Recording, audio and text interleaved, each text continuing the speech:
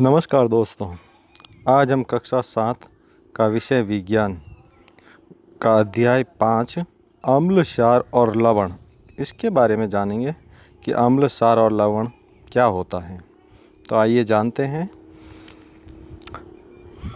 हमारे दैनिक जीवन में नींबू, इमली, शक्कर, नमक बहुत सारे पदार्थों का उपयोग किया जाता है। इन सभी पदार्थों का स्वाद अलग अलग होता है। कुछ खट्टे भी होते हैं, कुछ मीठे होते हैं और कुछ कड़वे होते हैं। तो इन स्वाद के आधार पर इन पदार्थों को हम कुछ वर्गों में वर्गीकृत करेंगे कि ये कौन से पदार्थ हैं जो स्वाद में खट्टे होते हैं या कड़वे होते हैं। आइए जानते हैं। जैसे कि पदार्थ नींबू का रस, यह स्वाद में खट्टा होता है। संतरे का रस, ये भी खट्टा होता है। सिरका खट्टा होता है। दही खट्टा होता है। इमली खट्टी होती है। शक्कर मीठी, नमक कड़वा, आंवला खट्टा, खाने का सोडा कड़वा, अंगूर खट्टे, कच्चे आम खट्टे और खीरा मीठा होता है। अब हम जानते हैं कि जो पदार्थ स्वाद में खट्टे होते हैं वो अम्ल कहलाते हैं और अम्ल के कारण ही खट्टे होते हैं। जैसे दही, नींबू का रस, सिरका, इमली, संतरा और आंवला। क्षारक ऐसे पदार्थ जो स्वाद में कड़वे होते हैं और जिनको उंगलियों के बीच में लेकर हम रगड़ते हैं तो हमें चिकने महसूस होते हैं। ऐसे पदार्थों को क्षारक कहते हैं। जैसे कि खाने का सोडा, अपमार्जक जिसे हम सर्फ बोलते हैं, जो कि कपड़े धोने का सर्फ होता है, वो भी क्षारक होता है। तो ऐसे पदार्थ जो स्वाद में कड़वे होते हैं और चिकने महसूस होते हैं उन्हें हम क्षारक कहते हैं।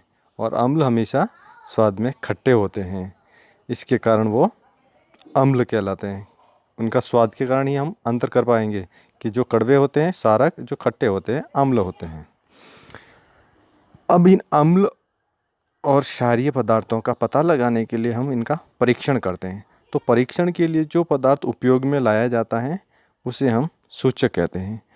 तो जो सूचक होगा वो हमें बताएगा कि कौन से पदार्थ अम्लीय होंगे, कौन से पदार्थ क्षारीय होंगे। सूचक जैसे कि हल्दी है, लिटमस है, गुड़हल की पंखुड़ियाँ है और कुछ रासायनिक पदार्थ होते हैं, मेथिल ऑरेंज है। इस प्रकार के पदार्थ हैं जो कि सूचक का कार्य करेंगे। आइए जानते हैं। कुछ पदार्थ हैं जैसे सिरका, इसमें कौन सा अम्ल होता है? एसिटिक अम्ल। चींटी का डंक, उसमें होता है फॉर्मिक अम्ल। नींबू में साइट्रिक अम्ल होता है। दही में लैक्टिक अम्ल होता है।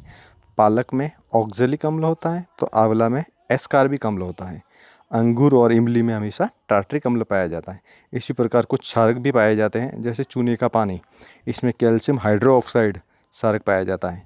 खिड़की का जो कांच बनाते हैं या साफ़ करने के लिए उसमें जो रासायन प्रयोग किया जाता है वो होता है अमोनियम हाइड्रोक्साइड। साबुन में भी सोडियम हाइड्रोक्साइड या पोटेशियम हाइड्रोक्साइड का प्रयोग किया जाता है। दूध या मैग्नीशियम पदार्थ होता है, उसमें मैग्नीशियम हाइड्रोक्साइड ये एक क्षारक होता है, इसका उपयोग किया जाता है। इनके द्वारा ही इन पदार्थों का निर्माण होता है। लिटमस पत्र ये एक प्राकृतिक सूचक होता है। लिटमस को तैयार लाइकेन के पौधे से किया जाता है। तो लाइकेन के पौधे को थोड़ा सा घोल बनाएंगे पीस करके, फिर उसमें हम लिटमस पेपर लेंगे, दो लाल और नीला ये दोनों बन जाएंगे, उनको डुबो करके फिर लाल लिटमस को हम सारे पदार्थ में मिलाते हैं तो वो नीला हो जाता है, और नीले लिटमस को अगर अम्लीय पदार्थ में मिलाते हैं तो वो लाल हो जाता है। इस प्रकार से ये सूचक का कार्य करेगा, या तो नीला हो जाएगा या लाल हो जाएगा। दूसरा जो सूचक है वो है हल्दी। हल्दी और चूने का पानी मिला करके हम घर में तीसरा कलर बनाते हैं, फिर उनके द्वारा हम रंगोली बनाते हैं। तो घरों में आपने देखा होगी कि हम हल्दी और चूने का पानी मिला करके कुछ रंगोलियाँ बनाते हैं कलर वाली, जो कि सूचक की तरह कार्य करेगा। तो सूचक होता है वो तीसरा रंग देता है। इसी से हमें पता चलेगा कि जो भी पदार्थ लिया हमने उसमें अम्ल है या क्षार है, तो सूचक की तरह कार्य करता है हल्दी भी। आइए दोस्तों, अब जानते हैं कि जो प्राकृतिक सूचक है तीसरा वो होता है गुड़हल की पंखुड़ियाँ। इसके लिए हम गुड़हल की पंखुड़ियाँ लेकर के उनका गर्म पानी में डालकर विलयन बनाएंगे और इस विलयन को सूचक की तरह कार्य करेंगे। यानी कि हम अम्ल और क्षार का पता लगाने के लिए इस विलयन की कुछ बूंदें डालेंगे तो उस विलियन के कलर के आधार पर हम पता करेंगे कि अम्ल है तो वो थोड़ा अलग कलर देगा, क्षारक है तो वो थोड़ा ग्रीन कलर में देगा, और अगर कुछ नहीं है तो फिर वो रंगहीन ही रहेगा। उदासीकरण अभिक्रिया क्या होती है? अम्ल और क्षार मिल करके लवण बनाते हैं, साथ में जल भी बनता है और ऊर्जा विमुक्त होती है। इसे हम उदासीकरण अभिक्रिया कहते हैं। यानी कि अम्ल और क्षार दोनों मिल जाएंगे तो लवण बनेगा, और लवण निर्माण की प्रक्रिया ही उदासीकरण अभिक्रिया कहलाती है। जैसे HCl अम्ल और NaOH क्षारक, ये दोनों क्रिया करेंगे तो नमक बन जाएगा, लवण, सोडियम क्लोराइड।